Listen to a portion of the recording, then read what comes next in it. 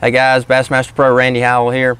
Let me show you a couple of my favorite setups for throwing all these big baits. You know, if you've been paying attention to, BassEast.com and Bassmaster and all, the trend for large baits is growing every year. Every year used to, football jig was a big bait. Now a football jig is like a finesse bait because we're throwing huge swim baits, big spoons. This big 7-inch bass tricks here.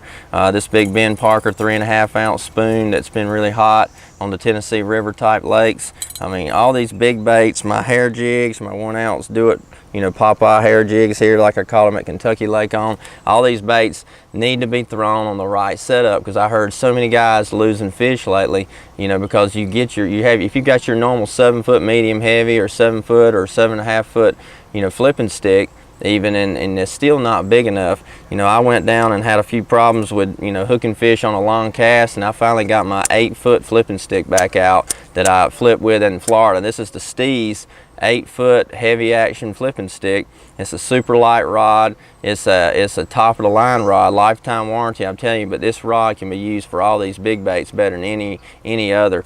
This big bass trick swim bait here with this head, it's an ounce head with that big piece of plastic on it and that 3.5-ounce spoon there. I throw it on this 8-foot rod and I put it on the Tatula. This is the HD Tatula reel. This reel has a 100mm larger handle. It's got a big wide spool on it, so I can put a lot more line on it. So I'll throw these baits on 20-pound gamma fluorocarbon, and when you put 20 on, a lot of times you can't get a lot of line on a reel because of smaller spools. So this HD spool is deep and wide, so you can get a lot on it with a big power handle. So I put that on that 8-foot Steez rod. Then you can sling that big spoon out there and rip it up and let it fall, rip it up, and when that fish hits it on the fall, you can pull back and you can get that slack up fast, and you can really winch down and just wind them hard with that big handle, big power handle. So that's my setup. I tell you, I didn't lose a single fish on any of these baits in this tournament at Kentucky Lake that I just finished up with, because having the right setup. I had it on a 7.4 rod to start with. The first couple bites I had pulled and got off,